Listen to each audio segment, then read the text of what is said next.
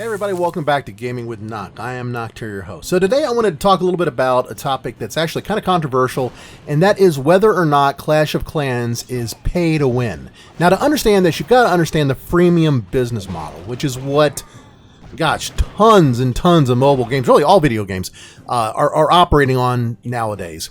In the freemium model, you monetize certain features and functions of a game. So it could be something as simple as decorations, or like it is in the case of Clash of Clans, time, or maybe gear, like some other games that will sell you weapons and avatars and things like that. It just kind of depends. But monetizing your game allows you to be a business. I mean, and every business in the world wants to make money, so it makes sense they're going to do that. The question is just how much do they monetize? Now, talking about Clash of Clans, there's been a long running debate about whether or not it's a pay-to-win game. And the short answer is, yeah, it is. Because in a pay-to-win scheme, anything that gives the player a greater advantage in the game, and because that advantage allows them to win more or play more or get further or whatever, that constitutes pay to win. But there's a scale on this, okay, guys? There's a real sliding scale that goes from all the way at the one end of free to play, pay to win being in the middle, and then pay to play being on the far end. And this is what's different about Clash of Clans, and this is what you've got to understand. First of all, let's talk a little bit about the kind of spenders that you find in the typical freemium model. And you can see a nice long article about all this stuff over on my blog at blog.clashmaniac.com. So the kind of spenders you see, first and foremost, there's dyed-in-the-wool F2P. I mean, these guys, they got the badge of honor thing going. They don't spend one thin dime on the games that they play. Period. End of discussion. Your minnows will spend a little here, a little there, typically not more like, say, $10 in any given month. They might splurge to $20, like on the bonus packs and that, but that's about it. Dolphins, that's where most of your spenders are. They'll spend $20, maybe $50 in any given month on their game. It's kind of their thing. It's their entertainment, and they don't mind spending that kind of money. The next step up, this is a whale, and these players will put in $50 to $100 every single month, almost without fail, on their gaming habit. But beyond that, that's when you get to the heavy spenders, and they're commonly called Krakens.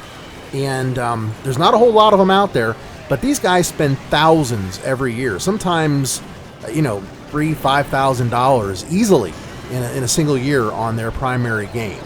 So when you think about these spending levels, you can kind of think of where most people are going to be. They're going to be minnows or dolphins.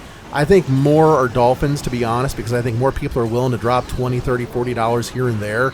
But certainly minnows, there's not a whole lot of true dyed-in-the-wool free-to-play players out there. They just, it's entertainment. It's a habit. It's kind of like going to Starbucks or seeing a movie every weekend or going out to eat. It's where you spend your disposable cash. And for a lot of us, it's not hard to come up with $10, $20, $30, even $50 in the course of a month to spend on something that we truly enjoy and get so much pleasure out of, like a video game like, Clash of Clans. And let's face it, these games, they're not like the old days where you play a game and it'd be over with in a weekend. No, these games last for years now. I've been playing Clash for about, 4 or 5 years. There are a lot of people that have been playing it since it first came out 6 plus years ago now. So, you're spending money on something that you not only enjoy, but gives you hours and hours of joy in any given day. So, this is a lot like that, that Starbucks thing or whatever. It's really the same thing. So spending money on this is not a big deal. And that's why I said you got to understand, yeah, technically it's pay to win, but it's not a bad thing. Now, coming back to this topic of pay to win. All right. If you got a business, any business, you got to make money. And Supercell has monetized their product like any other company would monetize their product. And most of the time, it's just in the form of time. You save on the amount of time something takes to build, or the amount of time something takes to upgrade, the amount of time it takes to cook your troops, things like that. And the season pass is another form of monetization. $5 a month, or whatever it is in your local currency, but right around that ballpark, you get additional magic items, additional resources, and so forth. Now, a player can go absolutely hog wild and just spend thousands on gems and then convert that all into in-game resources and build their entire base overnight. Okay, but most people aren't going to do that. Most of us want to play the game, take our time and actually play the game that we got. So what we're going to do is we're going to spend a little bit here and there to get a little bit faster progress, to get things done a little bit more quickly. And these small transactions, these microtransactions as they're called, are where companies like Supercell make their money. Because whereas, I might spend, say, $20, well, so too will, 10 million other people.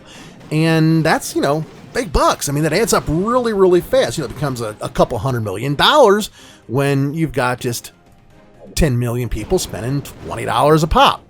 And I want to say that this game has something like, 25, 30 million players. So, I mean, it's a really popular game. It's big. Now, you can always grind things out. And this is what I think is really the biggest difference between Supercell and other freemium games of their kind. With the Supercell games, specifically Clash of Clans, you can make it as a true free-to-play player on this game if you're willing to put in the time to grind things out. That means that there's nothing that is not available to you as a free-to-play player that is available to somebody who's willing to pay to win. Nothing.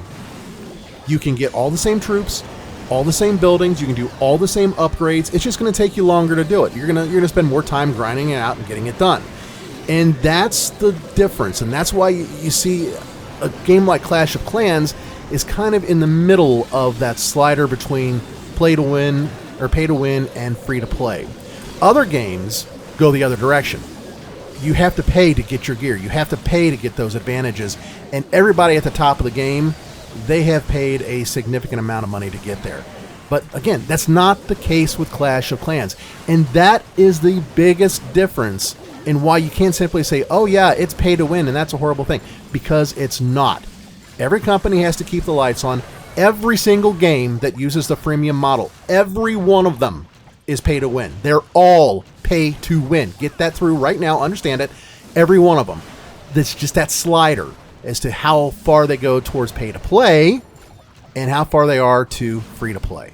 Thanks for sticking around to the end of the video. Comments, questions down below, and I'll be back with another video here soon. Y'all take care. Keep on clashing. Bye now.